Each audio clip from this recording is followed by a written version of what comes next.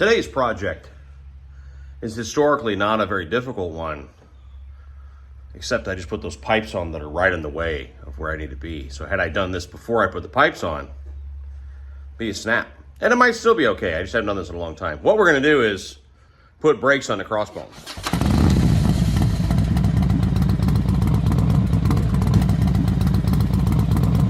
I can't stop talking about this bike. It's so pretty. So this is our 2008 Softail Crossbones. This is the wife's bar hopper, essentially. She would like to have a chopper, but in reality, she loves this bike so much. It's like, why haven't? Yes, I know she deserves a chopper also. Boy, I just started some shit in the comments. Anyway, so 2008, perfect lighting, new tires. She's a dream, right? She's ready to go, ready for Daytona, except for the rear brake pads are shot. I mean, I don't know if you can see there. Shot. So it's amazing how motorcycles bring people together. I'm sorry, the reason why I cut that video off there is Doug, who is our pest control guy, stopped by to do the monthly squirting of the stuff. So bugs are a thing in South Florida.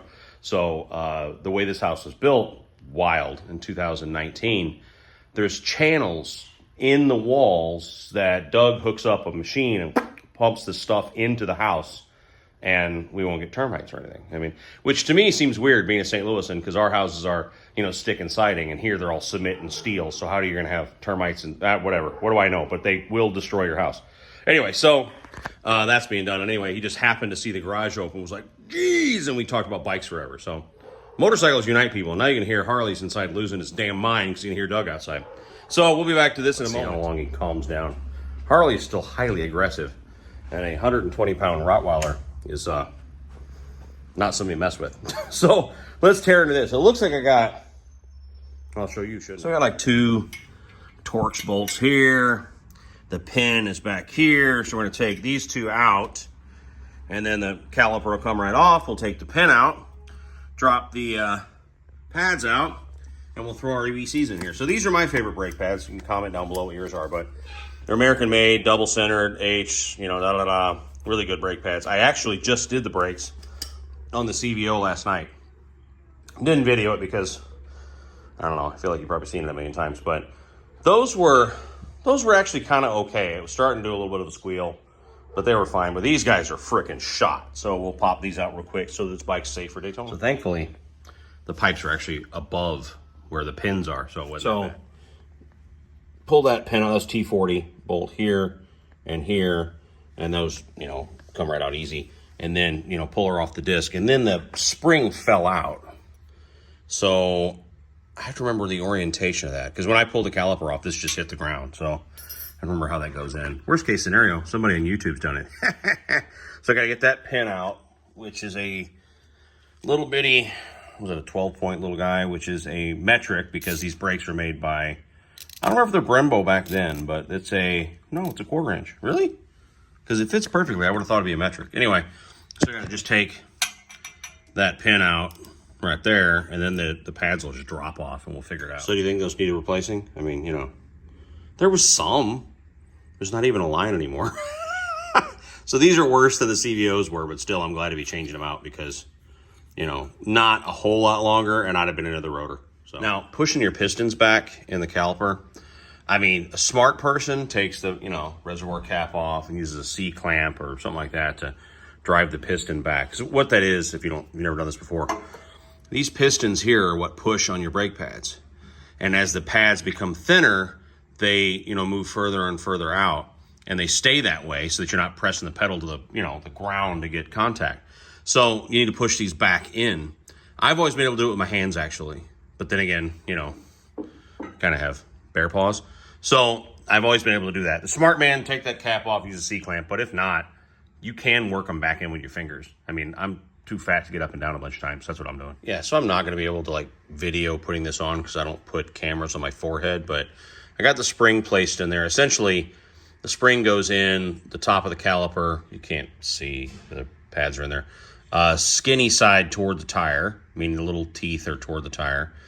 You drop these in, and I'm going to put them over the disc and rotate the caliper into place, and then bolt it back up, and we're done. And those are in backwards. I immediately noticed, I'm like, wait a minute, that ain't right. So these need to be flipped around because they go between those 2 holes there. This is This is creative. I mean, you know, how is it that ratchets, disappear? Like it's like, alakazam. But then you move the shop rag and it's right there. These are mysteries I don't understand. All right, so I don't know if I finished off that video with the brakes or not, but lesson from today, ow, that hurts, and I'll tell you why in a minute. Took the bike for a ride, dragged the brakes for a minute, you know, used them a lot, made sure they're all fine and dandy, and then came back and decided to go ahead and change the clutch lever.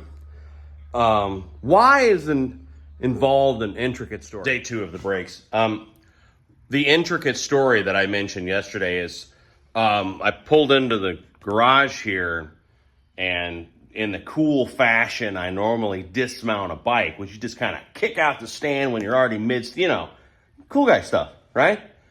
Kicked out that stand, it sprung right back. I was already committed to getting off, and wham, we both went down. So, yeah, dropped the crossbones when I got back from putting the brakes on it yesterday, and snapped the end off the clutch lever. Thankfully, no other damage at all. Nothing on the derby, nothing on the bottom of the motor, nothing on the floorboard. Literally, I think it's because my wrist stopped the bike. So that hurts bad. But it's fine. I can still ride. So I've already changed the clutch lever because when you have crap everywhere, you have levers in your garage. So that looks awesome. They're chrome now. And then got the brake lever off and realized that the brake lever I have is for a later model. So I had to next day air a matching chrome one to get here today, because right now I made it a chopper, right? I mean, I removed the front brakes and I just got rear. So, you know, that's what cool guys do. I own my stuff. I dropped the bike yesterday. We've all dropped the bike. It happens. If you say it doesn't happen, you're a fucking liar. All right. Like it happens. Even my buddy Bert, good friend Bert DeBeard from Baggers and Brews. I never dropped a bike. You're right. He never dropped his bike until he was going 35 miles an hour into a frickin' fence. You know what he would say right now? I didn't drop it. I crashed it. That's totally different. But anyway, so I went down on the crossbones yesterday in the garage.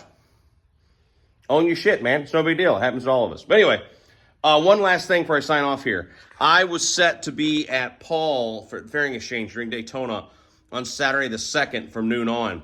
We have changed that. I'm now going to be there Sunday the 3rd because I'm disorganized and didn't realize that Saturday the 2nd is Sons of Speed. I don't know how the hell that didn't occur to me before, but on Saturday the 2nd, I'm going to be at Sons of Speed.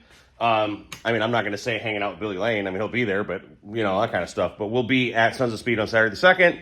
But then we will be at Paul's, the Fairing Exchange, his tent at Destination Daytona on Sunday the 3rd from noon on. He's putting bars and stuff on the CVO, and we're going to hang out for a while and just be idiots and probably see Jasmine Cain that night maybe and all that stuff. So if you were going on the 2nd just to see me, still go. See Paul.